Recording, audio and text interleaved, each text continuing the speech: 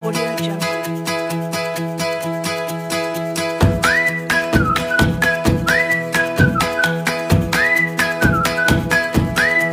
Audio Jungle.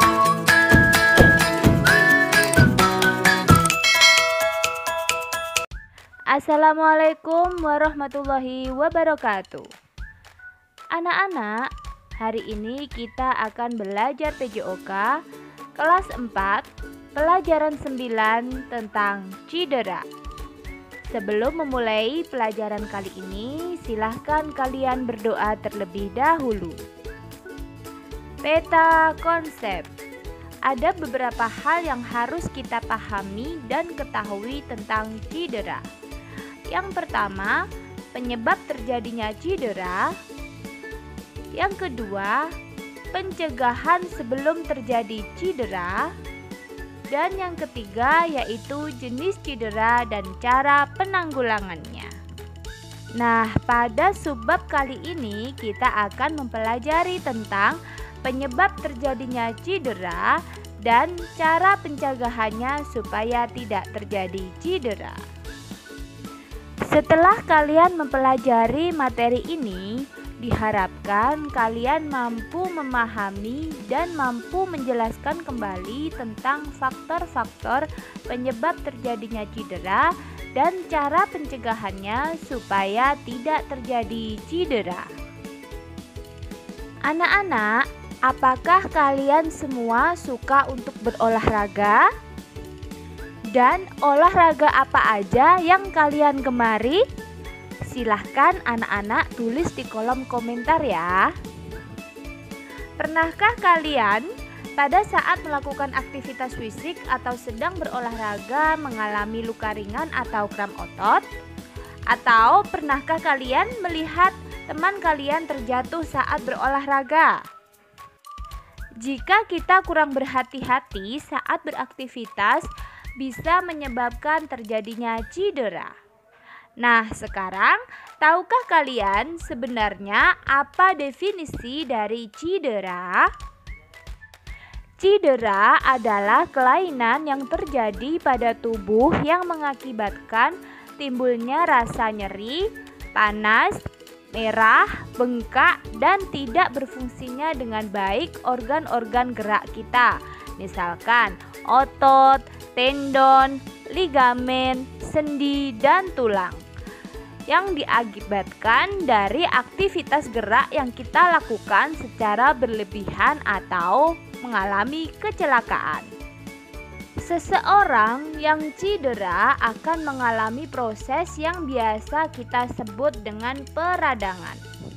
Nah, sekarang anak-anak, tahukah kalian apa yang menyebabkan terjadinya cedera?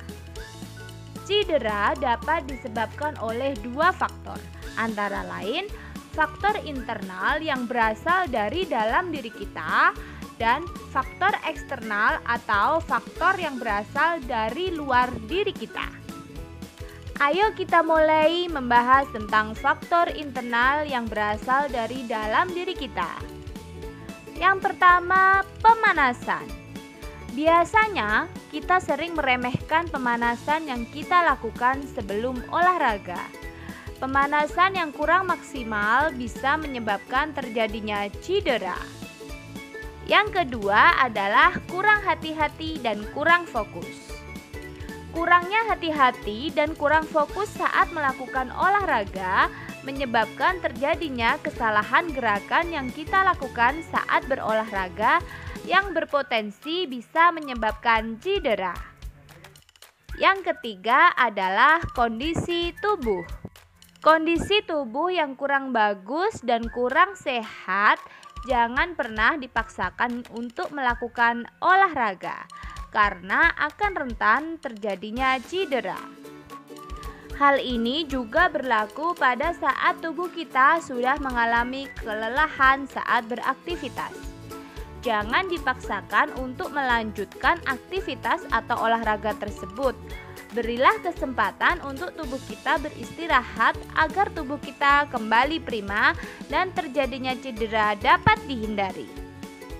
Yang keempat adalah asupan nutrisi. Mengkonsumsi makanan yang bergizi seimbang dan bernutrisi baik memberikan manfaat yang baik pula untuk tubuh kita agar tetap sehat dan bugar. Hal ini akan secara tidak langsung dapat ikut meminimalkan terjadinya cedera saat beraktivitas. Yang kelima adalah waktu tidur.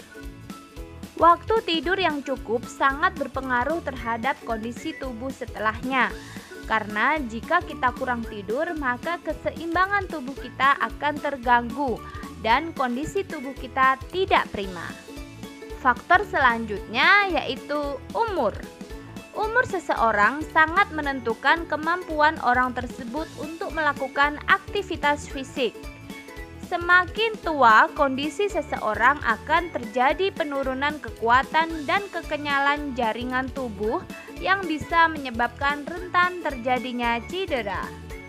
Faktor yang kedua yaitu faktor eksternal yang berasal dari luar diri kita. Faktor eksternal ini dipengaruhi oleh faktor peralatan. Peralatan yang kurang memadai atau peralatan dengan kondisi yang kurang baik akan mudah menyebabkan terjadinya cedera. Misalkan saja, sepatu yang kurang cocok atau tidak nyaman digunakan untuk berolahraga akan rentan mengalami cedera karena bisa terpeleset atau lain sebagainya. Faktor luar lainnya yaitu dari karakter olahraga itu sendiri. Misalnya di saat kita belum begitu menguasai jenis gerakannya, maka kita akan rentan menyebabkan terjadinya cedera, apalagi kalau olahraga itu termasuk cabang olahraga yang kompetitif. Anak-anak, setelah kita mempelajari faktor-faktor yang menyebabkan terjadinya cedera, alangkah baiknya kita melakukan pencegahannya terlebih dahulu sebelum cedera itu terjadi. Ingatkan dengan slogan lebih baik mencegah daripada mengobati. Nah, sekarang pencegahan yang dilakukan yaitu sebagai usaha kita untuk menahan, mengurangi atau menghentikan dampak yang berlebihan dan akibat dari terjadinya risiko yang terjadi. Pencegahan terhadap cedera ada dua macam, yaitu pencegahan cedera secara intrinsik dan pencegahan cedera secara ekstrinsik. Pencegahan intrinsik atau pencegahan yang berasal dari dalam diri kita sendiri seperti 1. Melakukan pemanasan terlebih dahulu sebelum berolahraga. Yang kedua, selalu berhati-hati dan tetap fokus saat melakukan olahraga. Yang ketiga, tanggap dan sadar terhadap kondisi tubuh kita saat mau berolahraga. Yang keempat, memperhatikan asupan nutrisi yang baik dan seimbang sebelum berolahraga. Yang kelima, persiapkan kondisi yang baik dan prima sebelum berolahraga, misalkan tidur yang cukup. Dan yang keenam, keterampilan seseorang saat melakukan olahraga juga berpengaruh terhadap kondisi tubuh.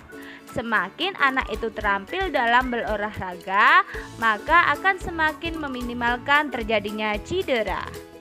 Yang kedua adalah pencegahan ekstrinsik. Selain dari dalam tubuh kita juga harus mengantisipasi atau melakukan pencegahan dari luar diri kita, misalkan dari lingkungan sekitar. Sebelum berolahraga, sebaiknya kita mengecek kondisi lapangan apakah layak digunakan untuk melakukan olahraga saat itu atau tidak. Misalkan, jika kondisi lapangan licin setelah hujan, maka jangan dipaksakan untuk tetap melakukan olahraga. Yang kedua adalah mengecek peralatan yang digunakan. Peralatan yang tidak memadai bisa mengakibatkan rentan terjadinya cedera.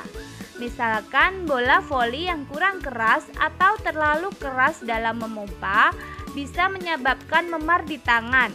Oleh karena itu, kita harus sungguh-sungguh melakukan pengecekan dan merawatnya dengan baik agar tetap bisa digunakan dengan baik. Yang ketiga, pakailah pakaian dan sepatu khusus untuk berolahraga. Pakaian dan sepatu yang kurang nyaman dipakai saat melakukan olahraga mengakibatkan efek sakit dan menghambat gerakan sehingga aktivitas yang dilakukan juga tidak leluasa. Pakaian dan sepatu yang sesuai untuk berolahraga akan memperkecil resiko cedera. Nah, pencegahan yang terakhir yaitu mempersiapkan segala sesuatu yang diperlukan untuk memberikan pertolongan pertama secara cepat dan tepat jika kemungkinan terjadi cedera, agar cedera tersebut tidak semakin parah. Jadi anak-anak, silahkan kalian pahami dan pelajari tentang penyebab terjadinya cedera dan cara pencegahannya agar nanti pada saat kalian berolahraga dapat terhindar dari cedera. Demikian tadi materi PJOK kita kali ini. Semoga bermanfaat dan jangan lupa untuk dipelajari kembali. Salam hebat, salam semangat. Sampai jumpa di video selanjutnya. Wassalamualaikum warahmatullahi wabarakatuh.